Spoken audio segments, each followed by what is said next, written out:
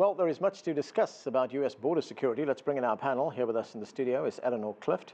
She's a political analyst for the Daily Beast and a veteran in coverage of the U.S. politics. Also with us is Joe Madison. He's a radio talk show host with Sirius XM's Urban View channel and longtime civil rights activist. Maria Perez is an associate director at the Atlantic Council's Latin America Center in Washington, D.C. And John Sitilides is a geopolitical strategist with Trilogy Advisors. Thanks to all of you for being with us. Eleanor, this declaration of a national emergency, it's been used 58 times since the law was passed in 1976. Some of it still in effect. Iranian sanctions, that's still in effect. The 9/11 emergency, still in effect. What's different this time? What's different this time is that the emergency is not obvious. And in fact, there's lots of evidence to show that there is no emergency at the border. And the president, in his press conference in the Rose Garden, basically said, I didn't have to do this, which is, he's making the argument against himself. And this is really an end run around Congress to get money that the Congress refuses to appropriate. And that's a Democratic-led House and a Republican-led Senate. And in the first 2 years of this presidency, there was no money appropriated, at least on the scale that this president wants for the wall. So the expectation is this will be challenged in the courts, and also that the Democratic-led House is likely to pass a resolution of disapproval, which the Senate would then be forced to take up. And the president could then veto that, and they would only need majorities in the House and the Senate, but it would take 2/3 to override it. So the congressional route, he's likely to succeed there. Just want to point out that the act that he's using was passed as part of the Watergate reforms. That's right. To curb executive power, and here it is having the reverse. It has been used responsibly, the 50 some odd times that you cited. Right. President Obama used it when we had a swine flu outbreak to ease regulations under Medicare and Medicaid so people could get treated at clinics. So totally uncontroversial. And he also used it in the Flint water crisis when the governor asked him to. So we've never had a truly controversial use of these powers. John, of course, there's been opposition to this, opposition coming from the Democrats, the Democratic House Speaker Nancy Pelosi, as well as the Democratic Minority Leader in the U.S. Senate, Charles Schumer. They've called the president's declaration unlawful. And I want to read to you a little bit of the statement they released. They said, this is plainly a power grab by a disappointed president who's gone outside the bounds of the law to try to get what he failed to achieve in the constitutional legislative process. They're saying he broke the law. And they have every right to say that. This is not only a policy debate, Anand, but there's a major political battle going on here. And I think we see crystallized bases on both the Democratic Party and the Republican Party. And we know that President Trump, if there's anything that his supporters and his critics will agree on, it's that he does try to accomplish his goals and to fulfill his promises. This is probably promise number one to his voter base in 2016. And if he's determined to win re-election in 2020, he's got to be able to show his voters, his supporters, and those people that didn't vote for him but are concerned about illegal immigration, that he's doing everything that he believes he is legally able to do. Whether he violated the Constitution is a legal debate. It'll play out in the courts. We'll see how this plays out in the weeks ahead. But this is both policy and politics, raw, bare knuckles. But John, to Eleanor's point that when you invoke this legislation, there has to be a condition met, that condition being there has to be a crisis. Well, that's debatable also. I mean, we have a national emergency, one of the 31 that are still active of the 58 or so that you mentioned were enacted after 1976. One of them involves sanctioning ethnic Albanians in Western Macedonia. Most of this involves sanctions against countries such as Sudan, Yemen, Belarus, and the like. There have been a few that have been specifically policy-related, involving cyber. You mentioned before swine flu, Eleanor. Right. Also narco-trafficking and the like. But the vast majority involved sanctions that didn't involve national emergencies, but just gave the president, under his executive authority, the ability to use additional powers in order to be able to isolate and sanction individuals that he believes are a threat to the national interest. All right, let me bring in Maria Perez. Maria, President Trump says there is a national crisis at the border, that undocumented immigrants, rapists, in his words, are invading the country, that drugs are coming in across the border. You've done a lot of work on this. Is there a crisis at the border? Thank you, Anand. Thank you for having me on your show. What is happening at the border is nothing new. The numbers of unauthorized migrants crossing have actually gone down, as we heard in the opening remarks. It's the lowest numbers since 1971. And really, there is a crisis. I'm not going to argue with that. But the crisis is not what President Trump is making it seem.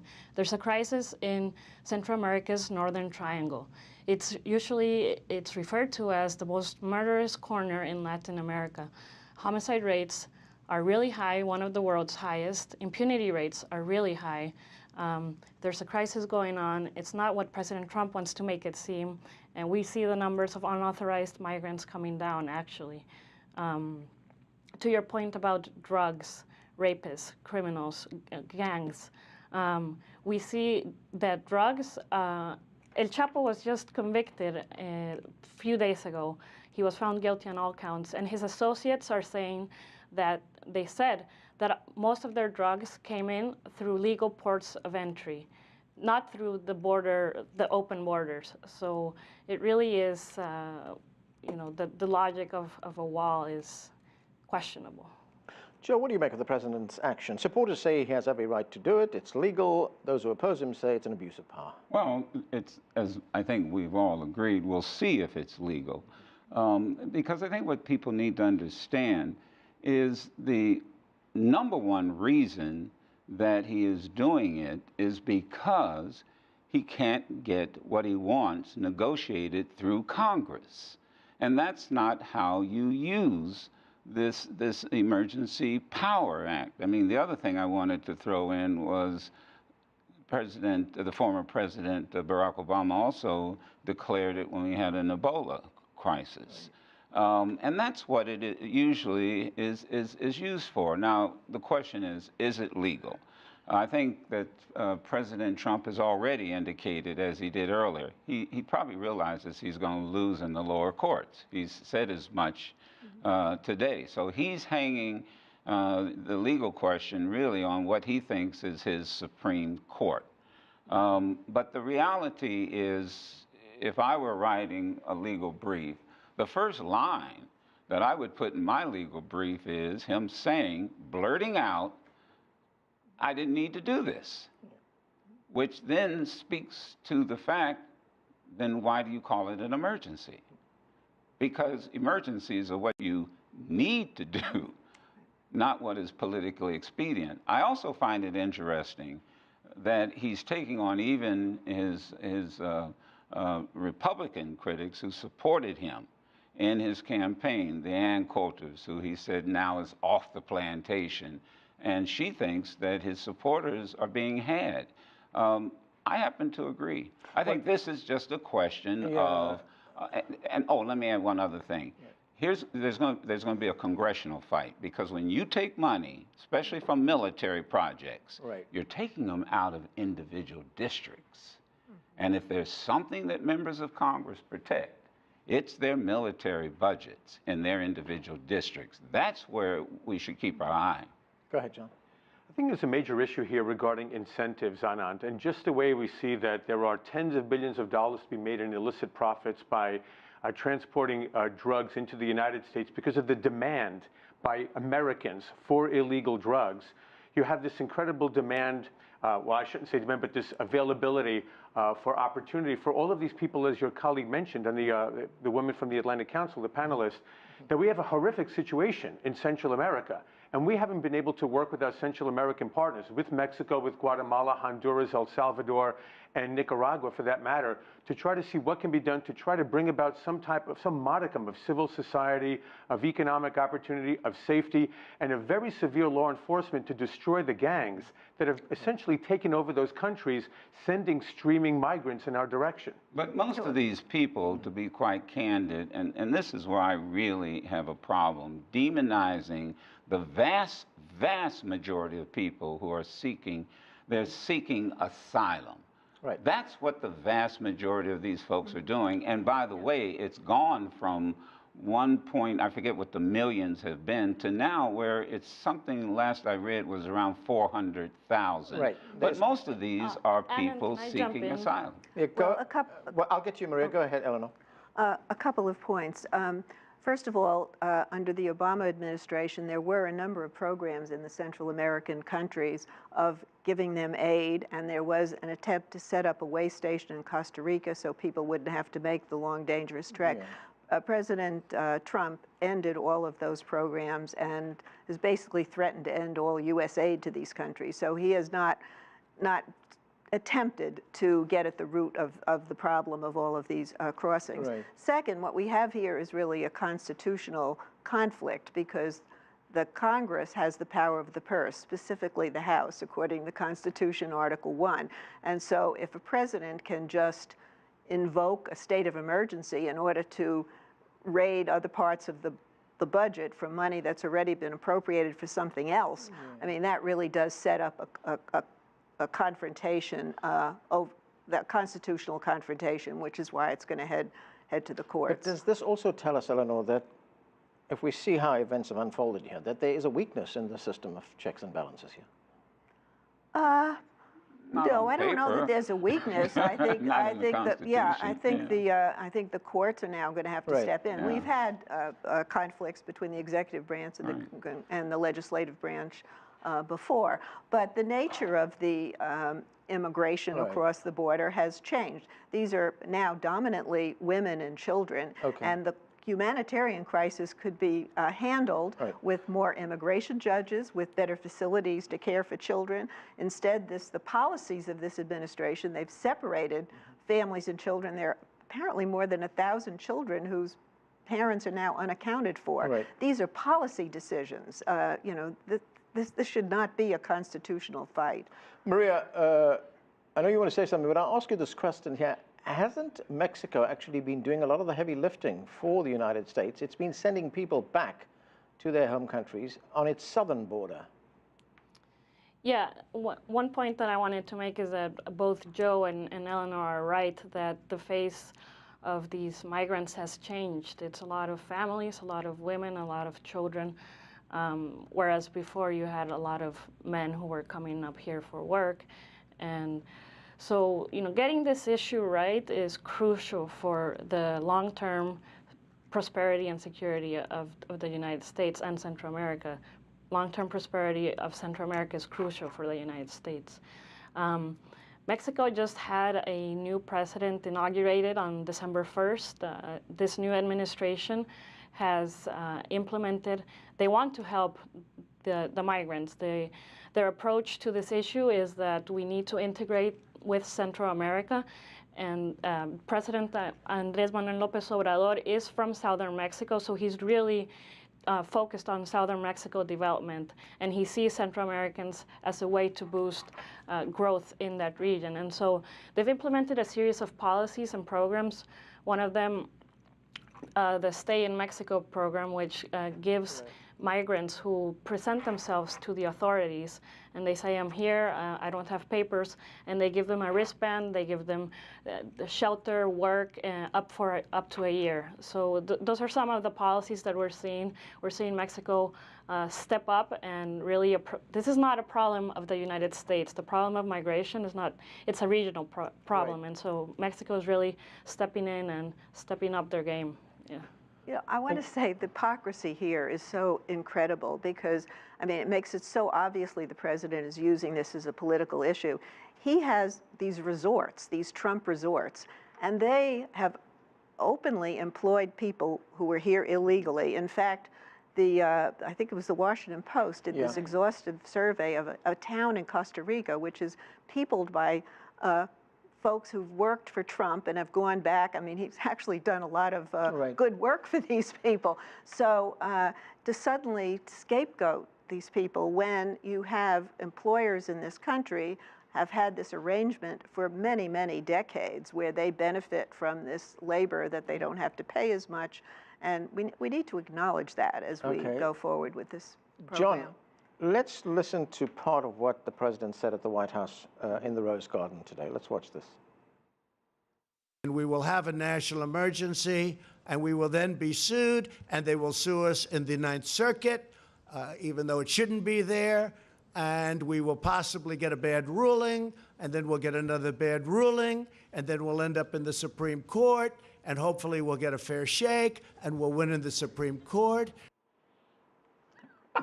He's depending on the Supreme Court to Well, resolve but this. it's not just him. I mean, I think he's getting legal counsel from some of the top minds in Washington that believe that ultimately this is a matter of the president's executive authority under the Constitution, and that the president and the executive branch are ultimately responsible for controlling borders and for immigration policy.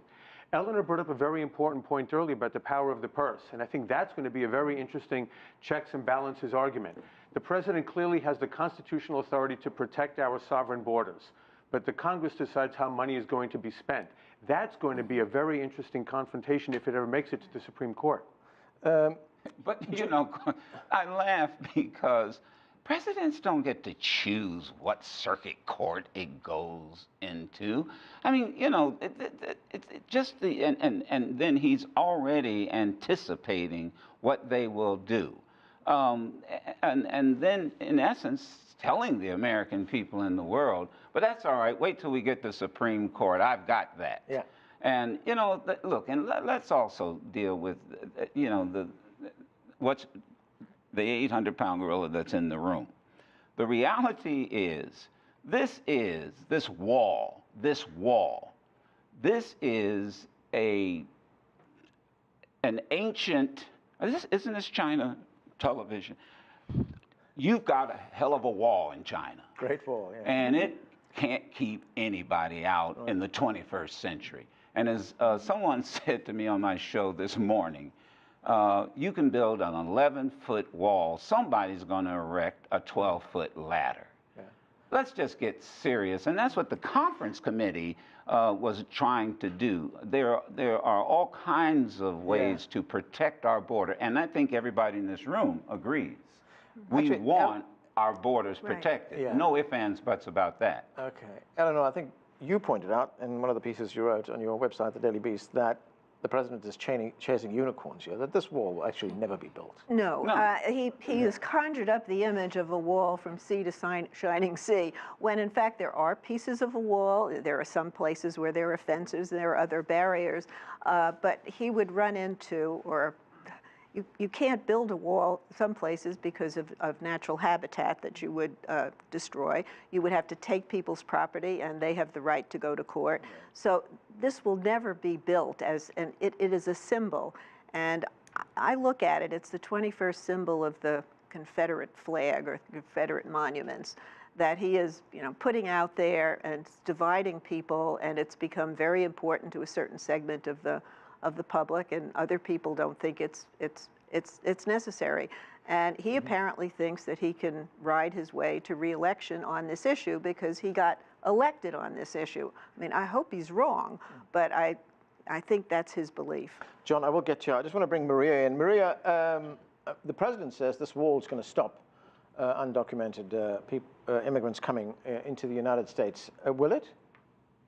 Like Joe was saying, you know, you build an 11-foot wall, somebody's going to find a way to build a 12-foot ladder. And the other point that I want to make is that part of my job is trying to convey the message that the situation in these countries is so bad. To leave or not to leave is an existential question. These people aren't choosing to come to the United States in most of the cases. They're being forced to leave their countries.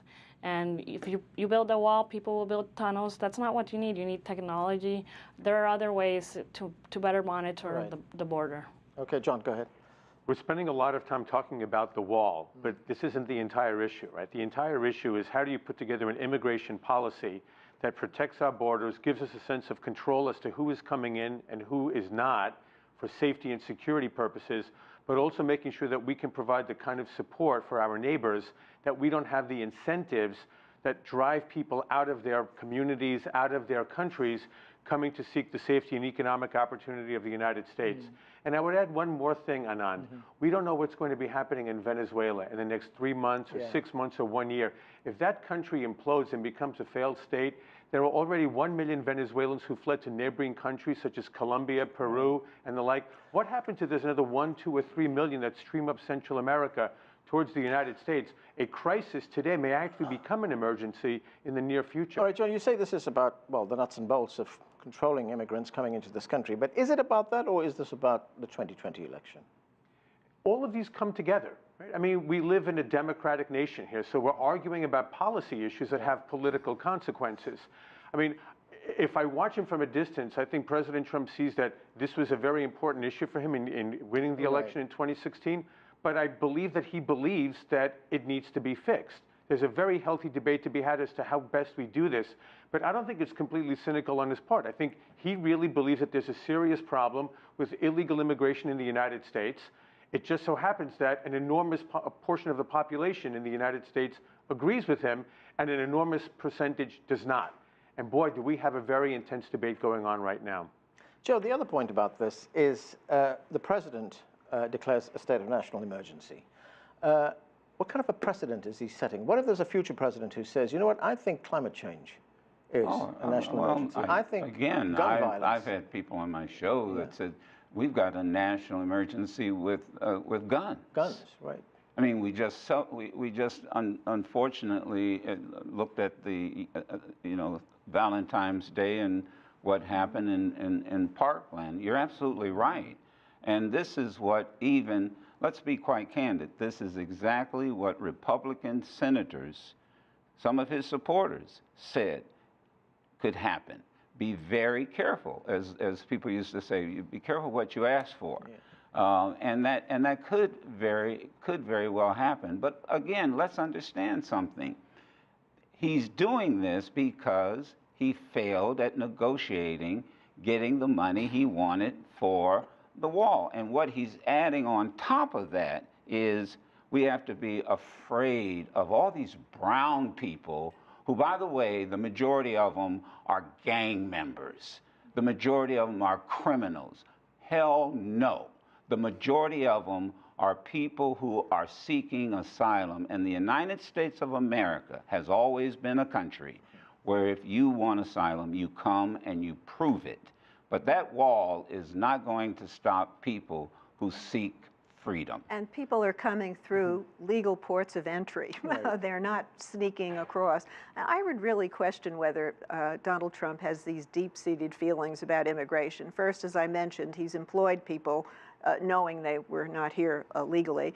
And during the campaign, we have learned that he realized that immigration reform was a powerful issue. And one of his aides, to remind him to touch on it as a subject, just wrote wall down. And then he got this big response. And remember, Mexico was supposed to pay for the wall. I mean, that's the campaign promise he's not keeping.